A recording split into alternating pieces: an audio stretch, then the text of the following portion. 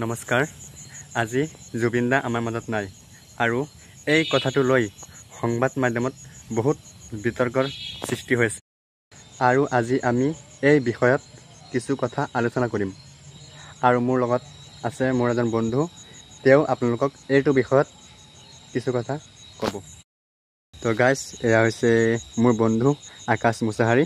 তেওঁ এতিয়া আপোনালোকক জুবিন দাৰ যি ঘটনাটো লৈ বিতৰ্ক চলি আছে সেইটোৰ সন্দৰ্ভত কিছু কথা ক'ব। আমাৰ সঁচাকৈ বহুত বেয়া লাগিছে। জুবিন দা অসমৰ এজন সম্পদ, অসমৰ বহুত ভাল সম্পদ হেৰুৱাই পেলালোঁ। সঁচাকৈ বহুত খবৰটো শুনাৰ পিছত ফাৰ্ষ্ট বিশ্বাসেই কৰিব পৰা নাছিলোঁ। চকু পানী ওলাই গৈছিলে যেতিয়া দেখিছোঁ নিউজত এনেকৈ জুবিন দাৰ এনেকুৱা এটা বুজাব নোৱাৰিছোঁ মনৰ ভাষা। অসমৰ প্ৰতিটো মানুহে, প্ৰতিজন ব্যক্তিয়ে জুবিন দাক কিমানখিনি ভাল পায় সেইটো চাগে আপোনালোকে সকলোৱে গম পাইছে চাগে। এয়া মোৰ বন্ধু আকাশ, সি আপোনালোকক এতিয়া কিছুমান কথা ক'ব। আকাশ। হয়, সকলোকে নমস্কাৰ জনাই মই ক'ব বিচাৰোঁ, এতিয়া জুবিন দা আমাৰ মাজত নাই। চিৰদিনৰ বাবে সমগ্ৰ অসমবাসীৰ চকুত চকু বুৱাই গুচি গ'ল আমাক এৰি। কিন্তু মই এই বিষয়ত কিছু কথা মোৰ মনৰ পৰা প্ৰকাশ কৰিব বিচাৰোঁ যে মোৰ মনত যিটো চলি আছে, জুবিন দাৰ যিটো ঘটনা হৈ গ'ল, সেয়া আপোনালোকে কি ভাবে? সেয়া হ'বলগীয়া ঘটনা আছিল নে কাৰোবাৰ ষড়যন্ত্ৰ আছিল? আমি সংবাদ মাধ্যমত পোৱা মতে এক্সক্লুচিভ ভিডিঅ' পাইছোঁ, এক্সক্লুচিভ ভিডিঅ' পাইছোঁ। তাত স্পষ্টকৈ কৈছে যে জুবিন দাক মাৰ্ডাৰ কৰিব লাগে আৰু সেয়া এক্সক্লুচিভ ক্লিপ আপোনালোকক শুনাম। তামিম, প্লে কৰা।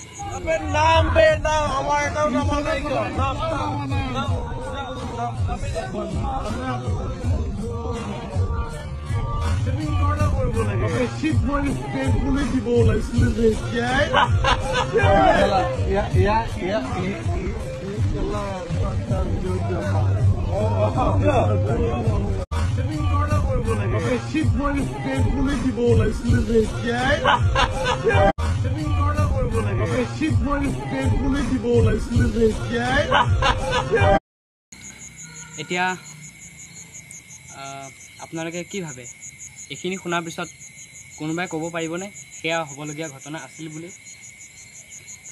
সেয়া বিধাতাৰ লিখন বুলি ক'ব পাৰিবনে? আপোনালোকে দিব পাৰিবনে কোনোবাই সেই প্ৰশ্নৰ উত্তৰ?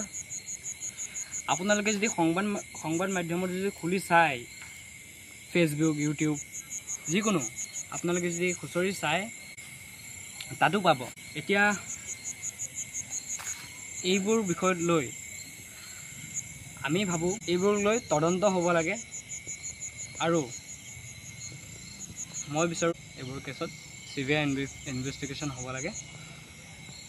কাৰণ এনেকুৱা পাবত গজা নিকৃষ্ট মনৰ মানুহ এনেকুৱা ধৰণৰ কথা ভাবিব পাৰে কাৰোবাৰ বিষয়ে। আজি যদি সেইজন মানুহ যদি তাত থকা কাৰোবাৰ যদি আপোন, ধৰি লওক কাৰোবাৰ ভাতৃ বা কাৰোবাৰ পিতৃ যদি হ'ল হয়, নিশ্চয় বচাবলৈ গ'ল হয়। কিন্তু তাত থকা মানুহখিনি জুবিন দাৰ আপোন নাছিল আৰু সেইবাবে তেওঁক বচাবলৈ কোনো নাহিল। আৰু এতিয়া আপোনালোকে কি ভাবে? আপোনালোকে নিজৰ বিবেকেৰে ভাবি চাওক কথাটো এবাৰ। আৰু মই ভাবোঁ এই ভিডিঅ'টো যোনে চাই ফেচবুক, ইউটিউব সকলোতে শ্বেয়াৰ কৰিব লাগে আৰু এনেকুৱা নিকৃষ্ট মনৰ মানুহ, এনেকুৱা ধৰণৰ কথা ভাবিব পৰা তেওঁলোক যাতে, আৰু এই ঘটনাটোত যিসকল ব্যক্তি জড়িত হৈ আছে সকলো কাৰাগাৰলৈ যাব লাগে বুলি ভাবোঁ আৰু সকলোৱে যাতে যিমান পাৰে শ্বেয়াৰ কৰক, এইটো বিশেষ অনুৰোধ। কাৰণ সমগ্ৰ অসমবাসীৰ অমূল্য সম্পদ যি চিৰদিনৰ বাবে নোহোৱা হ'ল, আজি সেই ঘটনাক লৈ সমগ্ৰ অসমবাসী শোকত ভাগি পৰিছে। আৰু এই ভিডিঅ'টো আপোনালোকে ফেচবুকত যেতিয়া চাব, আপোনালোকে নিজে শ্ল' কৰি চাব পাৰে তাতে শ্ল' মোশ্যন কৰি চাব পাৰে তেতিয়া আপোনালোকে স্পষ্টকৈ শুনিব যে জুবিন দাক মাৰ্ডাৰ কৰিব লাগে বুলি স্পষ্ট কোৱা হৈছে আপোনালোকে নিজে এবাৰ শুনি চাওক ফেচবুক হওক ইউটিউব হওক শুনি চাওক এবাৰ এইটো ভিডিঅ'টো ফেচবুকত আৰু ইউটিউবত প্ৰচুৰ পৰিমাণে ভাইৰেল হৈছিলে সেইটো আপোনালোকে ডাউনলোড কৰি য'ত ভিডিঅ' ক্ৰিয়েট কৰোঁ তাতে আজিকালি তাতেই অপশ্যন থাকে আপোনালোকে নিজে শ্ল' মোশ্যন কৰি চাব পাৰে আপোনালোকে নিজে তেতিয়া নিজেই ক'ব হয় কথাটো ৰাইট তেতিয়া আপোনালোকে নিজে অনুভৱ কৰিব পাৰিব যে আচলতে হৈছিল কি এয়া হ'বলগীয়া ঘটনা আছিল নে কাৰোবাৰ ষড়যন্ত্ৰ আছিল সেয়া আপোনালোকে নিজে অনুভৱ কৰিব আৰু এই ভিডিঅ'টো অনুৰোধ কৰিছোঁ যিমান পাৰে ভিডিঅ'টি শ্বেয়াৰ কৰি দিয়ক আৰু যদি মোৰ কোৱাত যদি ক'ৰবাত ভুল হৈছিল সকলো ভুলৰ যেন আপোনালোকে মোক মাৰ্জনা কৰে ধন্যবাদ জয় জুবিন দা জয় জুবিন দা জয় জুবিন দা জয় জুবিন দা জুবিন দা অমৰ হওক অমৰ হওক অমৰ হওক জুবিন দা অমৰ হওক অমৰ হওক অমৰ হওক জুবিন দা অমৰ হওক অমৰ হওক অমৰ হওক